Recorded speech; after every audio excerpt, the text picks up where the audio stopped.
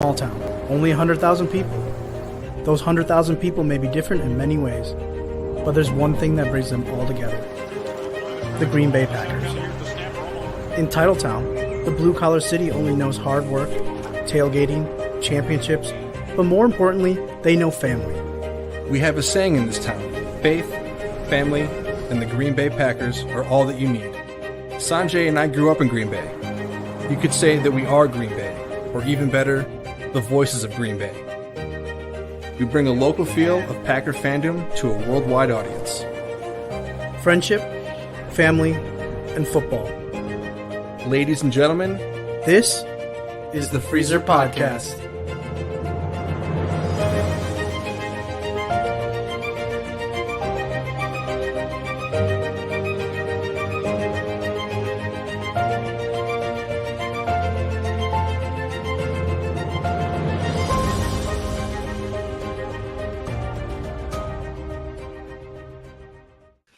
We are back. This is the Freezer Podcast, where we bring you a local field Packer fandom to a worldwide audience. And alongside me, like always, is Fred and Matt. And we are live here, brought to you by Game On Wisconsin in our home studios. And it is a weird like feeling, but hey, you know what? We're coming off a victory Monday night, I guess, against the LA Rams, and we are now 6-8. Sorry, 6-8. 6-8. You're right. 6-8. You got it. God, it's so bad that we're 6-8. Like, this is awful. I didn't think I would be saying those numbers. I wish for that, 7-8 in that order. God, this is so horrible. But here we are, looking into the the brink of of I guess end, or whatever you want to call it. But we're playing for our lives. We are playing for playoff hope.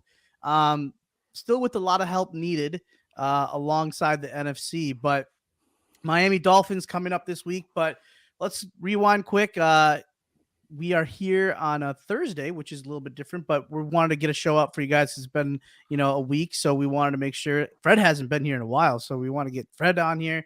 Yeah, we're all here today. How about it's that? good to have the threesome back here, and we'll talk some football. Rams Monday night. Fred, why don't you just kick off? How are things going? And what did you think of the Monday nighter? It's good. It's good to be back. I think 3 weeks off, right? That's kind of crazy. I was starting to feel like I didn't know what was going on anymore.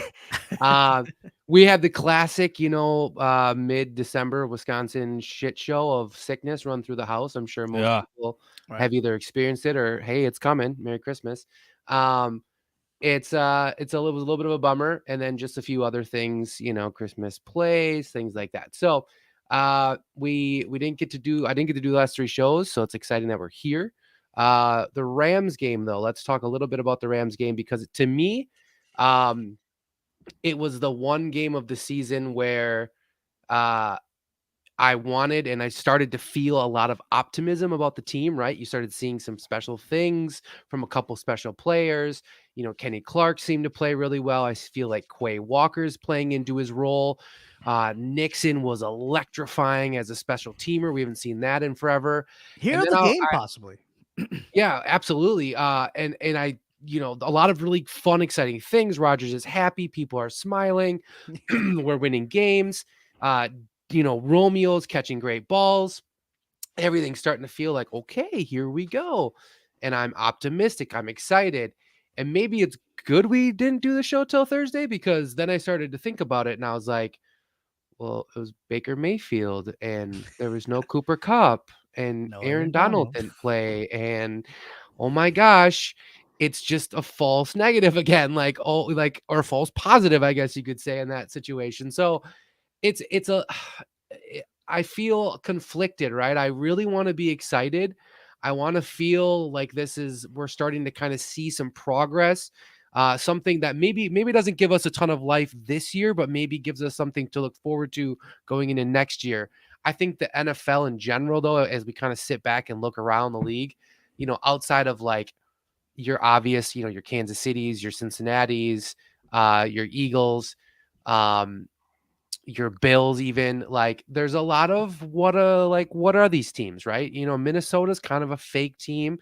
We're going up against a team that I think could be considered pretty fake coming here on Christmas. I don't know really what the league is. So we're kind of sitting again. We're 6-8. We're at a weird spot, but we're not completely out of it. And I don't know if I'm really quite ready to throw the flag in yet. I want to feel like there's still a chance. Matt, how Yeah, about you? yeah. I think I feel similar to Fred. I think my excitement right now about the team's like confined to like, oh, we have some stuff for next year. There's things we could be optimistic about. Like I think right off the page is the receivers. I mean, that's been kind of the biggest topic the entire year. And Christian Watson's emergence the last month and a half has sort of been a revelation for us. And then you see what it looks like when, Dobbs on the field with him. And then you talk about, Nixon and Walker, even Devontae Wyatt getting in on some of the action, so I think like there's things happening now in the present that should make you, excited about the future. Now, in terms of this season yet, I definitely was shoveling dirt on them. And I think right now I'm still sort of there. I said last week on the show, or maybe it was 2 weeks ago, that, if they want, to me to get on board, like you got to beat the Dolphins. Like if they beat the Dolphins, I will rev the engine, and get somewhat excited. Like, hey, maybe it's a shot here, but it's all hinges on that. If they don't win that game, it doesn't matter. Then it's all for now in the last two games. Is it beating the Dolphins because of the Dolphins or beating the Dolphins because of Florida? Both. If they could exercise, I mean, and it's not like they're like, it's not like they're traumatized by the Dolphins, but the state of Florida definitely gives me a lot of pause. The only thing maybe that bodes well for them is the fact that they're playing in Florida, not so much early in the year when it's hot as shit. I think maybe it's more reasonable, like in the low 70s. It's not like, super, super hot. So, hey, maybe that bodes well for him. But I think, in terms of this last game against the Rams, though, you just want to see them take care of business. They've lost so many games this year where you were like, yeah, they ought to win this, and they don't. So despite the fact that the Rams were without, a few of their stars, it's still good to see them kind of bring home that win and control the game from start to finish. At no point did it feel like the Rams were really going to pressure them for a win. So just seeing that through and seeing some of the guys step up and play well, on the home in front of the home crowd was a positive. So I think overall, I enjoyed the game, and I'm just again tiptoeing along with the playoff excitement. We'll see what happens after Sunday. That'll determine everything for me. I want to say it was kind of weird where you're like, if we lose, I'm okay, because then we can maybe kickstart this Jordan Love experience. If we win, it's okay too, because now we still have this belief that okay, we have a chance, in this whole little run that we have going on here. But, Fred, I know this is kind of and we can answer Paul's question here, and maybe Fred, you can dive into this. The only thing that doesn't really bode well for Jordan Love is he has no leverage, right? So he's still under contract. Yeah. If they opt and put him into a 5th year, option, then he definitely has no, I mean, obviously he can bang at the door like a whiny kid and say, I want out and I won't show up to camp, whatever he wants to do. But he really doesn't have a lot to, offer in the sense of, hey, look, who's going to give you top, compensation for you, based on, yes, it's all on potential and ceiling and potentially, what you've shown in in a limited capacity. But Fred, your thoughts on Jordan Love to answer Paul's question? I mean, you're right. Like he doesn't really have a whole lot of leverage. But I think if it comes down to, he wants to be traded, he clearly lets the organization know that. The organization probably has their hands tied and they probably just have to get rid of him, right? You're not gonna bring him back for his 5th year and say, tough luck, deal with it. Because that's not the quarterback you're going to want to lead your team, when Aaron Rodgers does walk away. There's going to be too much bad blood. It's going to be a shifty situation. So really their best option is, probably no matter what, pick up the 5th year option. I would assume, right? And then use that in the trade.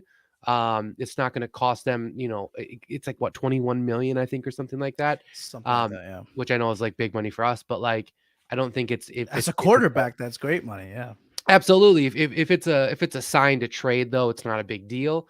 And then I think what you'll probably see if he chooses to do so, and there's reports that he doesn't want to wait another year, is then you just wait and you see where the NFL draft pans out, right? Who doesn't get those top guys? There's about 6, maybe 7 teams out there that are pretty gung-ho needing a quarterback. I mean, including a couple that just took ones, like the Jets, like the Patriots, who are clearly struggling with their quarterback situation. And then the free agent world of quarterbacks, there's just really not a whole lot going on, right? There's like maybe a Garoppolo, but you have clear issues there. Potentially a Baker Mayfield situation. How confident are you in that? You know, do the Rams ship off Stafford? We don't Derek know. Carr. Derek Carr's probably the best out there, right? Yeah. And that's one. But realistically, like if you're a decently young team and you don't hit on the Will Levis, the CJ Stroud, or Bryce Young type guys, and you're just maybe in that, we'll say 12 to 18 range of quarterbacks or of draft picks, and you can't get a quarterback, that's where you can maybe slide in there with Love and say, hey, this guy's 25 years old. 25 years old. A lot of guys are coming out and they're already 23, 24, 25. So I think there's if anyone has the leverage, it's Green Bay, right? And Wait, he turns 25? I thought he was still like younger than like Pickett and stuff. No, he's 24 right now. So I think he turns 25 this upcoming season. Oh, okay. He'll be 20. He's 24 now. He'll be okay. So he'll be 25 mid-season. I want to. Yeah. So I feel like that's a really. I mean, if I'm a team, right? If I'm let's say the Jets for fun, right? They're obviously not going to get a top 10 pick. They're not going to have the opportunity to grab that young quarterback. You know, does that type of a quarterback fit a solid situation where it's just a perfect fit for New York, or do they obviously run with something else? I just think there's some leverage there. What about could you even see a scenario, Matt, where Jordan Love plus a first gets you up into the higher portion of the draft? Like, let's just say a team that they don't really, maybe they are desperate for a quarterback, or maybe they aren't, but they want to like have a polished, guy that's been in a system that works, that's learned behind a pretty good quarterback and still is young-ish, but there may be like, a little bit better situation than the really dog crap teams that are still many players away, but maybe they want to take that shot. Are you saying like if a team would trade us a first for him, or we'd trade? Yeah, like we move up with our first and Jordan Love as the, because a lot of times it's like, okay, based on the player or the point, the point chart, usually you have to give up like a couple first to get up. But if you had the, I could see it. I think that I haven't really spent much time on the draft class, so I don't know who's going to be coming out, but I have to think that the Packers are going to be picking somewhere between like 14 and 20, I would think, somewhere in there. Like that, So if you think like those top 3 QBs, probably there's a run out on them, probably in the top 10 or at least the top 15. And so if one of those teams doesn't get him, and I think the Packers could dangle Jordan Love out there and flipping and swapping first and going up and moving up and grabbing, I don't know, a safety or whatever they end up targeting. I could absolutely see that, because someone's missing out, right? Like Denver. Yeah, absolutely. Like someone, who's like fringy. Okay. Seattle, maybe Seattle takes a shot, because Geno just, one and done in the playoffs, or they don't even make the playoffs because he shows that he's really Geno Smith, but go on. What if now we've mentioned the Jets? They've been often mentioned even as maybe a potential spot for Aaron Rodgers. Like, could you, let's say the Jets come knocking, they say, hey, we know Wilson's not the guy. Flacco's an old man, and Mr. White, well, he's a backup. So we think we have a team now with a dominant defense and enough young pieces in offense that maybe we could cash one in quick. Maybe they come knocking. Do you take that deal and roll? Does he have a no trade clause? Rodgers? Yeah, I don't think so. Okay, so but like he just came out saying a big reason that he comes back is based on the people that he's with, and like he has nobody in New York that I know of. That I think like, so. He would probably retire that. I don't think. I would think so. I don't think he wants to go through like a whole new system. There's no reason he's going to go through it all again. No way. Right. And frankly, now that I think that he sees how much of a weapon Watson is, and he already knows how good Dobbs is, I believe at that point he's like, I'm coming back. I think I already thought he was coming back, but I think now with those two guys really blowing up, I think it's all but a guarantee. So now it comes down to, is Jordan Love going to accept that? I think he has zero leverage in this whatsoever. I think the Packers should just hold their cards. And it's a simple message. Play one more year under Rodgers, and the team is literally yours. The keys are yours to the entire mansion. I know it's not that easy to say it, but like that'd be the pitch job. I'd say, okay, Rodgers got one more year. He's going to see it out, and then the keys are yours. We'll we'll fix up some kind of short-term deal to get you into contract, technically long-term. And if you start playing well, we'll beef it up. But, it's going to be really interesting this offseason because there's like 15 different ways you can go with this. It's going to be very fascinating. I'd like to think that they obviously have the plan, right? They have a few contingency plans already figured out. Billion-dollar I organization. agree. I think, yeah, absolutely. I mean, and they've always been super smart, really, with how they've handled about 99% of the things they've done. I would imagine that they've got to have it figured out, and I would imagine that they probably want to keep Love in house, right? I mean, I think so. Risk that opportunity of because let's be realistic, okay? Right? Say we get done with this year, everything feels good. We're feeling confident about going into the next year. We're gonna have to draft a quarterback. Yep. And everyone's going to be pissed again because we drafted a quarterback again. And we're going to be like, why didn't we draft another receiver? Or why didn't we draft something to help Rodgers while he's here for I think Colin Cowherd went on a rant about we got to do everything we can to surround go Rodgers all in on Rodgers. Yeah. Which I there's a part of me that understands and agrees with that. But you can't. If you're planning on getting rid of Love, then you're going to risk the scare of, potentially not having a quarterback. Now, I say that, right? And that's a little bit old school of me. Because when you do look around the league, right, you're seeing guys that are coming in year 2, year 3 being very good, some even year 1. And with a team kind of built the way that Green Bay is built right now, there could be some success. However, you could still end up just like the Jets, right? You could end up drafting a Zach Wilson. We all get excited. It's Favre 2.0, little gunslinger, and he's terrible. And we realize, holy crap, we just set ourselves back an entire, we waste another whole year of guys because we wanted to be risky. And that's just not something that Green Bay does. So I think they got to have some sort of plan in motion because to let Love leave and then have Rodgers leave the next year without having anything there, not a Green Bay Packer thing to do. That's gonna be my question to you guys. Is would you risk losing Jordan Love for one more year of Aaron Rodgers at age 40? I wouldn't. I would say, hey man, thanks for the memories, but we have to accept the future. There's a question that you have to ask though too, because to answer your question, you have to ask another question to Aaron Rodgers because you want these guys to come back, right? You want Bach or Lazard or Cobb, whoever he's talking about. I don't need none of those guys, right? Or Big Dog. He has to do something about his contract, and he needs to do a little. Because here's the thing: he's been doing a lot of asking and what he wants, and that's fine. You wanted to have him more say, great, we gave it to you, but then you got to give a little bit back and say, look, I agree with that. I will restructure my contract. Maybe we put that into Love's deal and we give Love a bigger deal. I don't know what it is, or we sign the guys you want, back, which I don't want Big Dog, but I get it. But no, but you don't want a 6 offensive lineman. You bring up a really good point though, and listen, what was it? 2 years ago, you held us all hostage on draft day. Right. Asshole move. Yeah. One of my favorite days of the year, and you screwed me on it. It was horrible. I know. Pretty pissed off about that. My vacation. I'm all excited, sitting down in my chair, and then I see the news, and I'm like, well, this is the worst day of my life. But I got a Schefter tweeting out.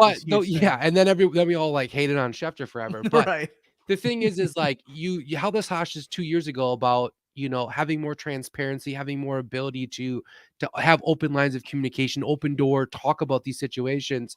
So I would expect, and I mean highly dad expect you to, mow the lawn kind of crap, that you better walk into those offices the day after the season ends, and you guys all need to sit down and you need to be as transparent and obvious as you possibly can. And you either say, hey guys, I'm here for another year.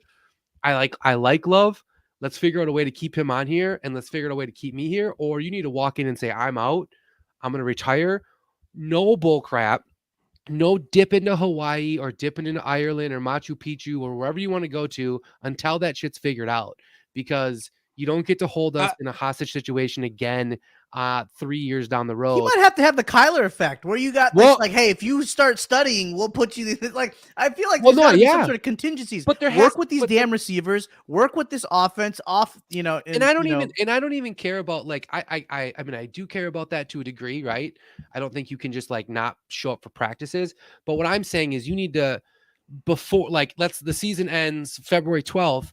By February 15th, there needs to be a figured out deal, like an absolute like handshake shook deal of, I'm either coming back, I'm retiring, I will come back with less money, I don't want it, like, or I'm getting traded. There's got to be something to do. Yeah, we Like, can't go into March. you just not can't be knowing. like, hey, we'll talk about it come July when I come back from vacation. Like, no, it needs to be taken care of because we can't be put in a crappy situation. 100%. They have to figure that out immediately because their entire off season will be shaped on that one decision, because they cannot have any type of, well, what's he going to do when they're trying to prep for the draft, right? So to answer your question, Matt, no, I would not. I would not like give up on Rodgers based on Jordan Love leaving, because I don't know what's there. I mean, here's the thing. What we've seen from Jordan Love has been nice. It has been. It really has. But I do believe if he is truly listening to Matt LaFleur's, every words and listening to the offense, why can't Matt LaFleur do that with anybody else? Look, this Shanahan system is set up to succeed despite who's playing quarterback, right? So look at the 49ers. Who the hell is Brock Purdy? Just comes in and beats Tom Brady. It's because partly, he's a talented kid, but the system makes you successful if you're subscribed to it and you're running it well. That's why I don't want to push Aaron Rodgers out the door because I think Jordan Love's a slam dunk, but because of how this system runs, I am curious to see. He's been marinating in it for 3 years. That's what I'm saying. Where are you going to go to like Seattle? You're going to go to, wherever, and you're going to learn a whole new system just to show that you're, I mean, it's in like his best interest. Exactly. Yeah, to be here. This is where he's devoted his time. Yeah, he'll be like 26, 27 before he's even really able to like produce the system that he goes to, especially if he goes to somewhere that's completely different, runs a completely different type of offense. I 100% agree. I think this entire team is built for a young quarterback. It's been that way for years. I think that was the plan since day one. And then Rodgers obviously won 2-time MVP. And that's where Gutekunst's hands got more tied up than a pretzel. Yeah. Like, it was just, he didn't, what else do you do in that situation? You can't, exactly. You're not going to be the GM that trades away the 2-time MVP. You just can't do it. So they had to make that decision. And it's not been in favor necessarily for Jordan Love, but I think that Jordan Love 100% could come in and this team could easily win 10 to 12 games with him strictly because of the team. How many games have we won this year? We won 6 out of 8, right? And out of those 6 games, have we won because of Rodgers? Not one of them. So I'm not really that convinced that, I mean, and that's not me saying he's not a great quarterback by any means, but it wasn't like he went off and did some incredible things like we've seen him do for the last 10, 15 years. I would say that he's done very well and a good enough job, and he's made some plays. But I mean, I've not seen the miraculousness of Aaron Rodgers, and I don't think it's going to come back necessarily. And I think that Jordan Love could do it. Now, I also think San Francisco's defense is like getting to that legendary status almost, which is mind-boggling. But I don't know. They're already doing that. I guess I just don't know I don't see really why you don't just you get that 5th-year option with Jordan Love. You sit him down, you talk to him, you say, hey, this is the plan. We're going to know this quick if Rodgers is coming back or not. If he does come back, we want to know that we have your back. We want to make sure you're comfortable. We will get you in. If he says I'm not doing it, I don't want to be a part of it anymore, then you ship him out. You can't do anything else about it. What's the best situation for him right now? Is it Seattle or is it New York? I mean, they at least you got Mike LaFleur. You got Mike LaFleur in New York. You got Pete Carroll with at least somewhat of you got a good running back. You got, some receivers. I don't know what Tyler Lockett's situation is after this year, but I'm just trying to think, what is there a better situation than what he has right now going into 2 years from now? I would say no. I don't think so. And I think you also have to look at like organizational stability. Like the Jets may have some pieces there, but that they're always upside down. They're cycling through coaches, I think GMs, they might be quarterbacks. Things. With Joe Douglas has been doing a little bit better, but you're right. I agree. Historically, they've been dog trap. I will give you 2 things to that because I do agree. I think honestly, I would say the Jets are in the best position, but you have 2 problems with that. You have one, you have just the New York media, which is a big old change from Green Bay. Exactly. Good luck, kiddo. And then because like Jordan Love has gotten to kind of hang out just in the background in Green Bay, And all of a sudden you throw him under the New York media and the scrutiny and the expectations of you just brought him over here, the tutelage of Aaron Rodgers, he's going to be great. Yeah. He will get burnt up. Maybe not. Maybe he'll be eat great. you alive if He'll you're not get, good. he'll get eaten alive. And then 2, I don't love the way that Saleh handled the Zach Wilson situation. And I feel like there's a lot of sketchiness with what happened. Yeah, that there. was. I think the stupid. benching was the right. I love the benching idea, but the fact that he made it public and then he kind of backtracked and everything, like it's gotten very. And then you let him suit up. Yeah, it got very ugly very quick, and I just feel like that is another thing that would be a little scary for me. A Seattle thing, I feel like that's a pretty good opportunity there. Washington. I think that Pete Carroll loves young guys, young quarterbacks, so I think that could be a decent thing. There's a lot of decent opportunity. I don't think there wouldn't be a market for him. I think there'd be absolutely be a market for him. It's for the right price, though. It's like, are you taking 2 seconds? Are you taking a third? I don't think he's a first because I feel like people are like, I he's think 25. I think you go second. I think that's. But then are you taking a second? You've invested this much time in him. And I don't think I am. That's my point. That's why I don't want to. That's why I don't think they get rid of him. I don't. But I don't think so either. Unless he literally says, "I refuse to play for the Green Bay Packers," I'm keeping him. Right. That's why I think the Packers this offseason their main goal has to be, I need to get back in control of this franchise, and it can't be with both quarterbacks. Cowtown to Aaron Rodgers. I would go to him, and if I'm Goody and co, I'd say, listen, I have no problem if you want to come back. I invite you to come back for 23. I think there's some unfinished business you guys didn't get done this year that you could do next year. After that, we are moving to Jordan Love. If you want to retire, fine. If you want us to find a trade partner, fine. But you got 1 more year, and that is it. And you have to put your foot down and stick to it. And you got to sell Jordan Love. No, we're not going to trade you. We're not going to do that because we told Rodgers he's got this year, and then you're the guy. If they don't do that, then I just think you're just setting yourself up for disaster, and maybe you end up with neither of them. That's like 5 years of this child. This experiment. Exactly. They got to get control. Like, you got in here in 2019, Matt LaFleur, and yeah, I'm just saying, isn't that kind of crazy that we have literally put the entire franchise on hold for this run, this quote unquote run, right? Running it back. I mean, 2019. Maybe you don't have to count that year because it was the new year. We played out of our mind. We weren't, technically it's a 3-time MVP, or is he a 4-time MVP? Four-time MVP. I mean, things are just a little different when things like that happen. I mean, I get it. Really quick though, I wanted just to touch on what Dan said because Indianapolis is a really good team. Like when you think about Indianapolis, Washington, potentially even the Giants, like no one's sold yet on Danny Dimes. The Jets, Seattle. The Bucs are going to need a QB. The Buccaneers, potentially New Orleans is a decent team as well. Potentially the Lions are a pretty good team, all things considered. I mean, there's a Baltimore lot of teams out there. Does Baltimore keep Lamar? Well, I think they have to, but I'm saying, does he want to stay? That's what I'm saying. He's got all the control. But I mean, he's his own agent. The thing is it's very rare for there to be so many teams that are actually really built well, that are just outside of, like, Indianapolis. You put Jordan Love on that team, with the running game. You got some they have a fantastic offensive line, great defense. Like all of these teams that we're talking about, the parity in the NFL is a lot better.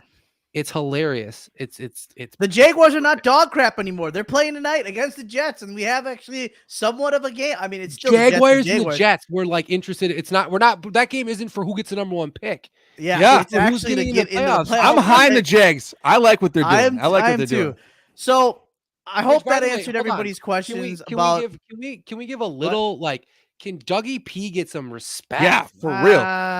I don't know. I'm still the way that he handled that Philly situation. He was dog shit. He was kind of a bad human being in that whole situation, bro. So he took them to a Super Bowl. They won. I get that, but then he was an asshole. He just literally figured out Trevor Lawrence and the Jaguars. Okay, yes, what he's doing, maybe as a coach is pretty impressive. Yes, it is. I'm not saying name the trophy after him. I'm just saying I think he's done a pretty good job. All things Doug Peterson. So Jordan Love, we've kind of figured out. I think we'll know more definitely by 3:00 on Sunday when we figure out our fate against Miami. And then we'll see if they hand the offense to him come Viking week. But let's, is there anything you guys? So as far as the Rams game itself, I was at the game and we were talking about it a little bit before. It felt like it was just a game that kind of was like, all right, like you said earlier, Matt, we never felt like it was going to get out of our way. Was there? So I'm real quick. I'll talk about this. The offense still, weirdly enough, still didn't feel right, even with Dobbs in there, and you now have your full complement of weapons. It just felt like, okay, you're still trying to figure this out, and I felt like on a team like the Rams who were hurting everywhere, I felt like we should have been doing so much more, and it felt like we just didn't do enough, even though, yes, we got enough to win the game. I get it. I know you people are like, it's a W, let's move on. But for the future and also for this quote-unquote run that everybody wants to be on to make the playoffs, if this is the style offense you're going to be, it's going to be a quick one and done if we miraculously make the playoffs. But did you guys see anything in this offense that was kind of like, okay, yeah, we really have something here that could definitely push for the run? Yes, we have it on paper, but did you see it with your own very eyes in that offense? I think you see it in chunks. I think you see it 2 drives, they look great, and then they'll sputter for a few. And that's the problem right there. Is just exactly. Just 2 drives. They're still inconsistent. They've been inconsistent the whole year. They're a little less inconsistent now, but I think that if they were to make the playoffs, to me, that's it. I don't care if they won the next game. The fact that you got there is a miracle. But I think there's stuff there that if they were to do it, depending on the matchup, they could pose some kind of threat. I think, namely Christian Watson. But I think the name of the game going forward into next year is going to be consistency, and they do it down in and down out. That includes Rodgers. His explanation about that Lazard pass still doesn't make any sense to me. I don't get it. What are you doing? Just do a dog shit pass. That's what it was. Exactly. I don't know. Because no hand signals or none of this bullcrap, miscommunication. It was a bad throw. If he catches that, minimally they're getting 3, and then the other one was Watson not getting the hand signal. Ironically, after that being a big story, and not getting a touchdown there. So it's like it probably left another 10 points off the board. You're right. Yeah, I mean, consistency is number one. You nailed it. Same on the defensive side, right? Consistency there too as well. But I thought they actually played okay. They did play pretty well. All things given. The one thing that I really did like, and again, like I feel like this win I was very excited about, but the longer I've stewed in it, it's just diluted and diluted and diluted because I started thinking about all the people that they don't have on their team right now. Right. It's not the Rams of late last year. This is an offensive line that is pretty JV, because I was really very hyped about our defensive line. I thought Kenny Clark absolutely dominated. And then I was like, the first play of the game, they lost their center. Yeah, they lost their center. You're like, sure, Kenny should dominate. Yeah, and he did dominate. And he actually got held a ton. I mean, there's a ton of it. But I got really excited. I was like, oh, Kenny Clark's turning it on. Let's go into the playoff mode. And it just was like, oh yeah, that's right. It was like third string offensive lineman. But the one thing I did like about the offense was I liked, even though it wasn't as successful, I did like the balance between Dillon and Jones for the most part. And I think that's crucial when you kind of are going into this late round stretch, and it's going to be crucial going into Miami. It's going to be crucial if we get farther than that. But that's a big deal for me, is understanding how to balance that, and then to know when to flip one on and flip one off if one's not working. You know what I mean? We've seen that before. We're like, they want to run Dillon, and it's like the dude can't figure out a hole for nothing, and they just keep doing it. And it's like, well, no, why are we I don't think Dillon's one of those guys that's just gonna all of a sudden get hot. He's not like a Derrick Henry. Like, he's either on or he's not.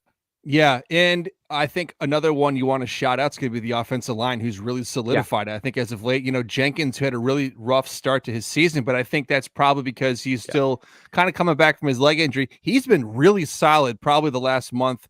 You haven't heard a lot of calling out of him. Zach Tom just filling in. You don't even hear his name.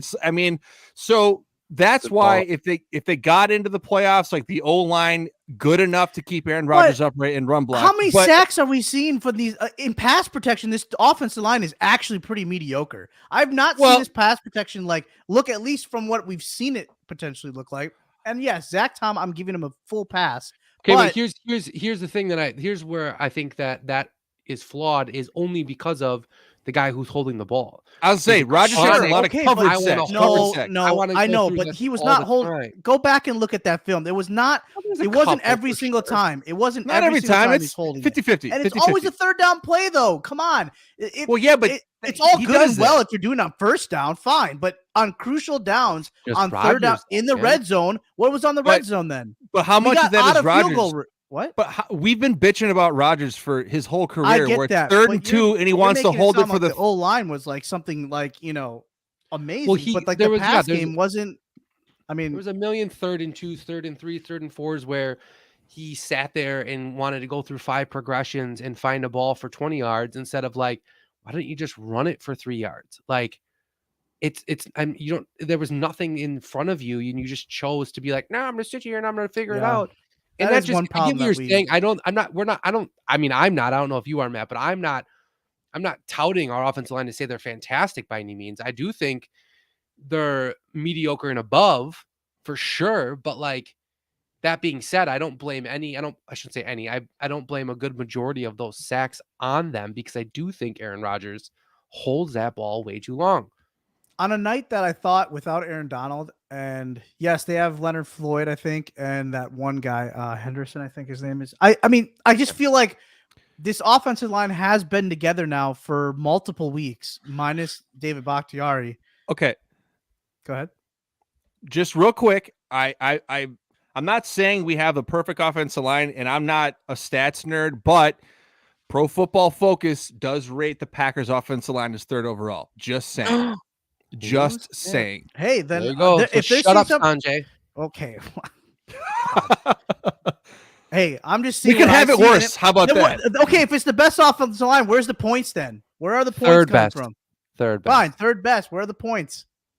Well, doesn't I'm just translate to saying. points. Yeah, Doesn't translate exactly. to points. So, and then one question about Aaron Jones: does this guy just only get hurt? Like, I feel like this guy. I was on the side. I was sitting behind, like like the side of the Packers side, and it's like he on that fourth quarter drive, that last drive when they put Patrick Taylor in, he came out, and I don't know if that was a hey, let's give Patrick Taylor some snaps because we did have it wrapped up, but even like the series before that. He goes down with like a weird kind of like, hit, like where he has like that turn where he does like that full turn. And I'm like, man, is this guy built for the cold? Because maybe that's why they're giving so much for AJ Dillon, because it feels like a little push and this guy gets kind of like banged up, which is kind of concerning. But I've always said that like throughout the season. I know like I've sounded like a crackpot sometimes, but like he's a small dude. Like, and we always talk about like, oh, he needs to get 30 touches. And like, yes, to a degree, yes, he should, because I do think he's probably the most electrifying player on our team. But I don't think he's built for 30 touches. And I sure as hell don't think he's built for 20 touches in 4-degree weather either. I just don't But it's in space. I want the touches. I don't care about handoffs. Get this guy out in space. Absolutely. 100%. That's where I want to see the more touches. Why he's not running like basically swing outs and can we have a screen and wheel routes back I think that we've sort of I don't know that we've Dalvin Cook is like he's so good at like the screen. I mean, almost every time he gets the ball in a screen form, he's picking up at least 30. Aaron Jones could easily do that. I really do wish that he caught the ball more, because I still think that he's really underutilized there in that aspect. But I think he gets his ass kicked, man. There's so many times that he's getting whacked, and I'm like, there's no way he's getting up, and he pops up and he shakes it off and he goes back in there. So I do think he is tough, but maybe as the weather gets colder, it's a little bit. I'm not calling tougher football on his players body. not tough, but I just feel like I just feel like he is. I'm not calling him not tough. I just feel like you got to know your limit. You got to know like what you're like. There's a lot of times where I feel like he takes on guys and I'm like, what are you doing? Like, you're like 180 pounds and you're going like, you're trying to literally, you're like going to go truck some D linemen. Like, bro, you're not going to do it. Like, or like he's going, he's racing to the sideline against, Bobby Wagner, and he like decides he's going to leave his feet. Like, don't leave your feet. You're going to get just thrown around. My man, that's a Hall of Famer coming at you. Watch out. mean, it's a little concerning, but I agree. I mean, I've preached this too. I mean, his best games have always been when he's caught the ball 8+ times. And I just don't see why that does not get utilized more often. And- I mean, we've seen and- so many touchdown plays of him running those wheel routes up to the sideline. Yeah. You know, And he's made some snags that look like a wide receiver. Like, I mean, he's really. Why we don't ever, and I'm going to go to Madden on this because I'm an idiot and I can't think of what the actual route would be called. But in Madden, yes, the up and then why he's not running that all day. That's all I do. That's all. Me too. Get a guy that's quick. No linebackers covering him. Right. Why is Bobby Touchdown's not running up the seam every single play? Well, I can tell you why he's not. Well, okay. He's slow. I'm just Maybe not every play, but like at least like he in the got red 6 zone. really good tight ends coming in this draft. Yeah. Please get one. Freddie, I think you need to enjoy number 85 while you can. I think his days are numbered. Hey, don't get me wrong. He's been a I've worked loyal on it. soldier, and he's been a loyal Packer, and I've loved his time here. He's one of the good ones, and he's been a great story. It's just that knee. It's not his fault either. I mean, obviously, it's just like sometimes guys. Here's where I'm gonna jump on my sword. Like doing a double backflip, sow cow, triple sow cow. He's coming off a bad knee injury, right? Okay, Yeah. give him a little break here. Most guys don't come back the next year. That's usually a 2-year process. So I'm gonna give him that. Number 2, undrafted dude, not a big contract dude.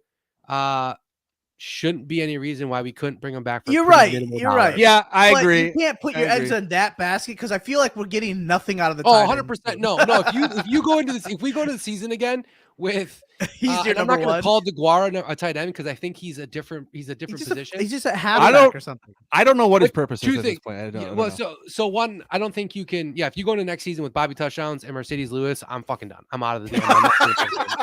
I was like, come on, because we have 3 tight ends, right? Technically, we have 3 tight ends. Tyler Davis somehow got snapped. No, Tyler Davis can't get on the right side. No, Tyler Davis is like that white purely guy for training camp that training always camp guy. pulls you up. Yeah. No, we have 3 tight ends. One of them is an offensive lineman. The other one is a 1948 H-back, and then the other one is a tight end coming off a knee injury. So like the thing is, I think DeGuara has been. If you watch plays solid. and what he does with blocking, I mean that's great, but he's a roster spot. He's 100%. I agree. He's 100% a roster spot. He's wasting a spot. Like, but I also he's not think helping that, you in other ways. I also think that is a large contribution to Aaron Rodgers running the offense versus what LaFleur's offense is, because I do think in LaFleur's offense, we would see DeGuara be like a first, second check down. I don't think that Aaron Rodgers really just likes it. I don't think he really gets into that game. This made me think of this. Like they've really integrated like the likes of like Lazard, DeGuara, Mercedes Lewis, into like essentially the blocking scheme. You may lose all 3 of them. Yeah, in the off season, what are you going to do? Like, I don't know. There's such an intricate part of their run game. I mean, how do you do?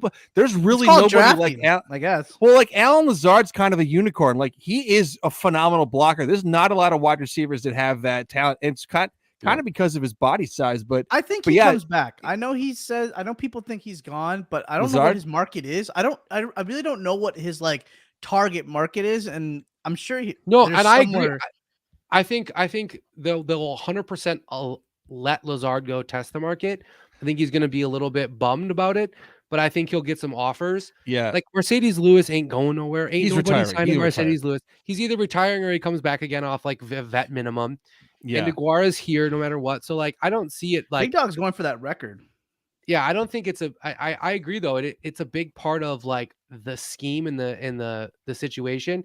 My biggest scare with this offense in a much broader like overhead view of it is we brought in LaFleur. I think LaFleur's system is actually really interesting when you start to look around like the league, right? The Shanahan's, McVays, like we've seen the success. By the time the system actually gets ran, right? AKA when Rodgers isn't there, is it done? Like, is the system done? Is it over? Is there a new system? Is there a new? Yeah, like I'm serious though. Like because I 100% don't believe that Aaron Rodgers fully runs the system. I think there's tidbits of it. And so like by the time he's gone, I mean he's going to be what 6 years in? Is the system even do anything? And they did such a good job of bringing guys in to support the system. Are you going to risk losing them now by the time he finally gets to the point where you can run it? Like DeGuara is like literally supposed to be your Frankie Use Juszczyk. check. Yeah. Right, but that's like, the whole point of the draft, where you can like, find these guys again. Hopefully, For I mean, sure. is DeGuara's like a unicorn that you can't find? I mean, No. DeGuara's probably a bag of chips that you could probably get back. You know, like I think they Okay. would. You know, I you're feel like kind of an asshole. No.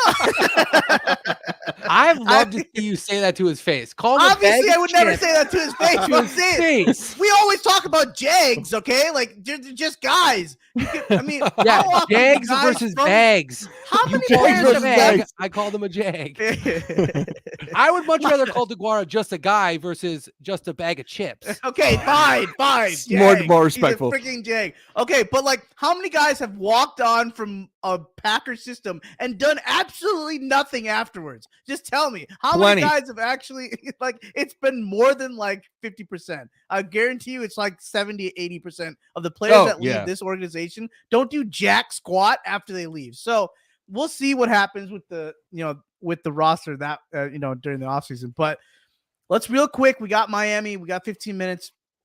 Let's just kind of break down this game that I can see it being basically like a shootout, because I don't really know. I haven't really been watching a lot of Miami games, but I know their defense is like okay. I don't think it's like anything amazing. They have some really nice pieces on different spots. Their corners are halfway decent, but I don't know how many guys are injured. But you saw the Buffalo game just last week, and they couldn't find a way to come back and win that game.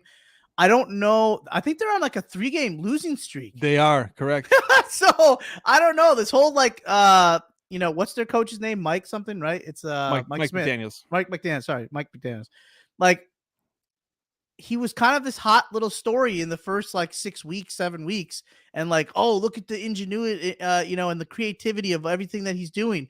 And then now you've started to see like, okay, is this guy just wearing funny t-shirts and like, he can't really coach a team to really win? I don't know. So obviously when you play at home, it helps. Did you see the meme where it's like somebody told somebody that McDaniel reminded them of his dad was out of town and he was running the business for the week when he was like just walking through, trying to that's what he looked like. Cool, I'm here, guys. I'm here. I'm running the business this week. Dad's out of town. You guys, let's drink the Cokes for free. And that's just, I don't know. I kind of feel that's the same way. But my thing with the Dolphins, I find it. I mean, I obviously butchered it in the wording. Okay, but I was going to say one thing about the Dolphins before we go in the Dolphins. And this kind of, I went and just looked at like the results of this year, because I guess I've kind of like watched them from a little bit of a distance, right? I've kind of like, you seem to like hear about them when they hyped up and Tua was like, oh, Tua's everything we thought he was going to be. And then it was, oh no, Tua's not that good. And McDaniels is so smart. And then I started watching all the cool, TikToks of McDaniels. And I started being like, oh, I love this guy. These guys are good. Things like that. But then I started to be like, okay, I really haven't seen like they have Tyreek Hill, like that's such a threat, but like I feel like I don't see as much highlights as I did when he was in Kansas City. Is he still like as utilized? But besides that, when you look at their wins versus their losses, almost all their wins are kind of against dog crap teams. Yeah. And all their losses are against playoff teams, right? So early in the season, which I'm not going to count like the first 3 weeks, just because that can always be a little chaotic, but I'll give them week 3, which is a win against the Bills. That was arguably the coolest win they had. But then they lost to the Bengals, right? Playoff team. They lost to the Jets, a playoff caliber team. They lost to the Vikings, a very caliber team, or a playoff caliber team. Then they beat the Steelers when the Steelers were absolute dog crap. They beat the Lions barely. Pre-run when they were 1-6. They beat the Bears barely. Cool. They beat the Browns, crap. They beat the Texans, crap. Then they lose bad to the Niners, which is fair. Most of us would. They lose by a touchdown to the Chargers. And then they lose just recently to the Bills, which I thought was a very good game on their part, but they still lost. So you see they lost to the Bills, Chargers, Niners, Vikings, Jets, Bengals, all playoff caliber teams. They're like a better version of us. Kind of. That's what I'm saying. Like, I feel like they're kind of like when I see them on the schedule and we talk about playing them, right? And we've kind of heard this weird hype. Like, it's been a very roller coaster, but I feel like they've been kind of hyped up. I get like nervous because I'm like, oh man, this is going to be a tough test. But is it? Like, I know they have talent. I get it. But like, they're not anything that special. They're no different than like the Vikings of the last couple years. The difference with the Vikings this year is they've just been on the better side of winning by 3 points versus losing every game by 3 points. Like, I just don't know if I buy into the Dolphins that much.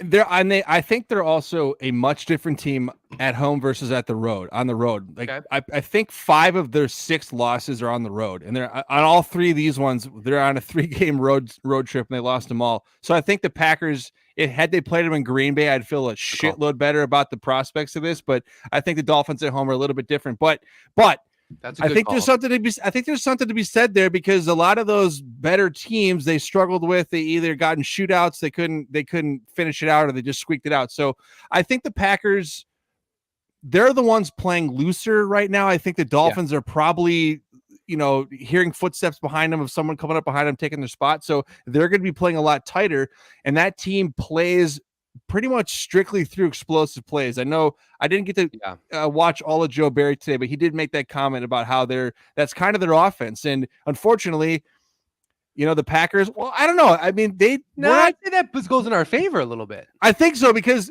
Joe Barry has played a defense all year to limit the long passes. So, but I think that at the same time, that speed at receiver, they'll just cross us up in the short. Yeah, the only thing that it's going to be a yak game for Tyreek Hill. Yeah, I agree. Is it's going to be like you're going to run drag routes with Tyreek. It's going to be a 4-yard pass that goes for 84 yards. Exactly. Or like Jalen Waddle is going to go, hey, I'm going to watch the freaking tape from week 1, and I'm going to do what my guy Justin Jefferson did and fall in. The other thing that I think is, I think it could be a little bit of a shootout, just because I think like the Dolphins, I could be wrong, but I believe like they're the most blitz defense. Like they blitz the most, I believe. Yeah. Which we all know, Aaron Rodgers against the usually blitz does pretty well against that. So they would have to switch that. So either they either say, no, we're going to keep blitzing against Aaron Rodgers, who, since he's 16, 18 years, he's literally carved up defenses at blitz. Or they're going to say, no, we're not going to do that, which throws a wrench in the whole defense. Guys aren't playing in their normal, good ebb and flow. And I feel like that can screw people up. So I think it could end up just being an absolute shootout, which, by God, please do so on Christmas Day. That would be hilariously fun. Like, give me like a 48-40 game. I mean, send all my presents back. I'll be good to go. Something cooking. But I just think I think that makes sense. So that's why it'll probably be like an 18-7 game. Yeah, watch it be a snooze fest. Look, I'm just gonna say this one. There's only one human being that really defines this game, and his name is Raheem Mostert. And will be the determining factor of this game, because I don't know. I don't know if you Packer fans have had PTSD. I have, of this asshole running 200 some yards on us like not too long ago. So he's back in town. He's healthy. He just came off 100 some performance against the Bills, who have a better defense than us right now. And and he ran gambit on them. So I think that will probably be your determining factor of the game. Yes, I agree with Fred. Do you think this is a shootout? I do think so, but at the same time, I don't know what we do. I think if the Packers want to win it, they can't get into a shootout, because they can't win a shootout. They have to slow play it. They got to play possession. Right. I think they got to run. They got to go on long drives, but they can't be pieces of shit in the red zone. You got to score touchdowns. I'm sick and tired of seeing Mason Crosby come out and kick threes, blowing 4th downs, all that stuff. You got to get in the red zone and score touchdowns if you want to win. But I don't think they can get into a 42-40 shootout and win it. I just don't see it.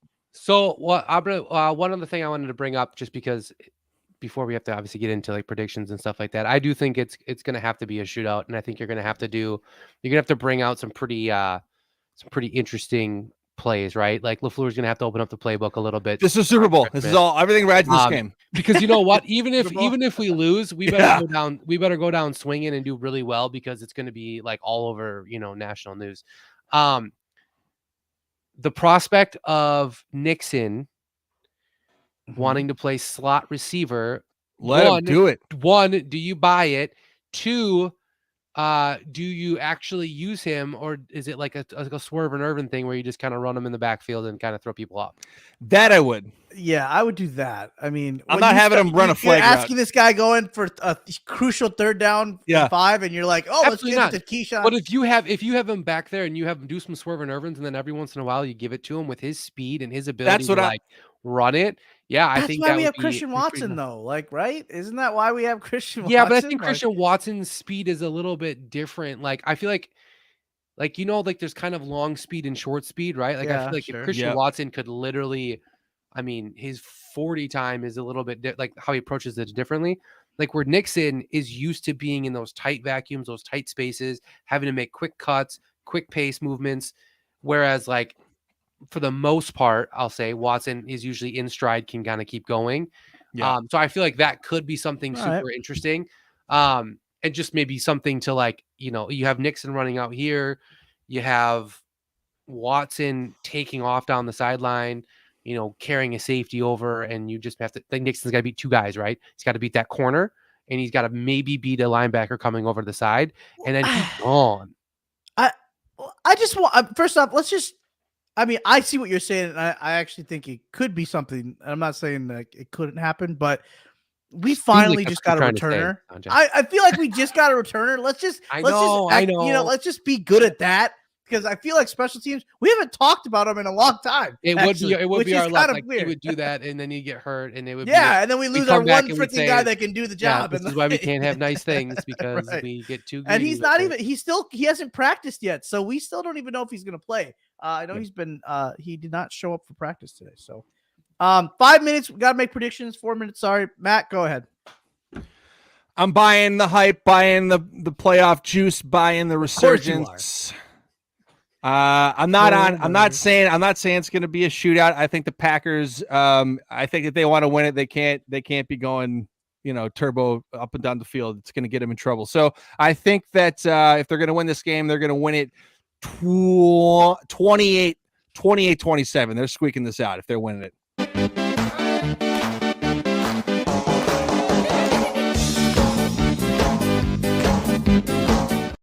It's out. All right. Fred? Gosh, I just want a Juicy Berg. I so want to go Juicy Berg. Just do it. Juicy Berg. I so want to go Juicy Berg. Okay. It's Christmas Day. I feel like this team is like it's there. It's like built for this moment, right? They wouldn't this just be the kicker? The Green Bay Packers dominate the Dolphins on Christmas Day, a team they haven't beaten. Everybody's like, what? This is crazy. No, whatever. So I'm going to go. Oh my gosh.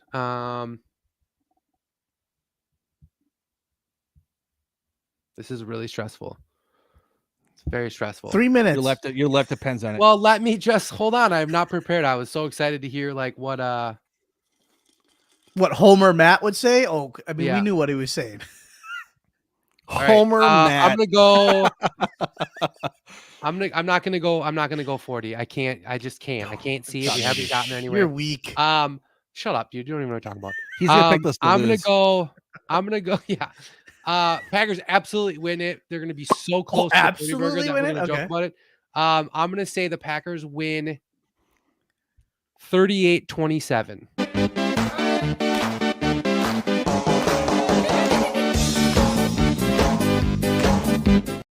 Wait, just give them the 2 extra points. What are you doing? 38. I hope they scored 40 now just to piss you off. I do too. I hope they do too. I'll come back and be so excited to be like, I was wrong. All right, I'll make this 60 quick. seconds, Sanjay. Do it. Yeah, you 2 idiots. They're going to lose this game. Raheem Mostert is going to run all over them. Okay, Tyreek is going to have 110 yards.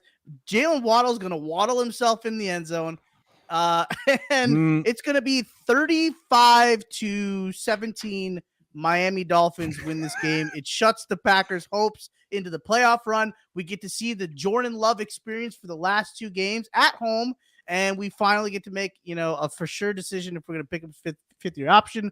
That's how this all lays out. 3:00. We're sorry, Sanjay had to leave for the minute. He's not.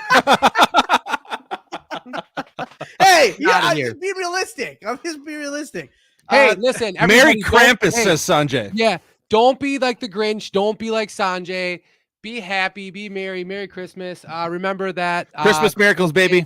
Yeah, Hey. Christmas happens because of miracles. Christmas is all about baby Jesus. Let's go. Let's go. Green and, And Gorgeous baby is Jesus right is on gonna give us after a little this, victory. So go watch Haley, Tori, and Emily right now on Game On Wisconsin. But like always, that's Fred, that's Matt, I'm Sanjay, and as always, go See you Tuesday. Pack, go. Go. Merry Christmas, everybody.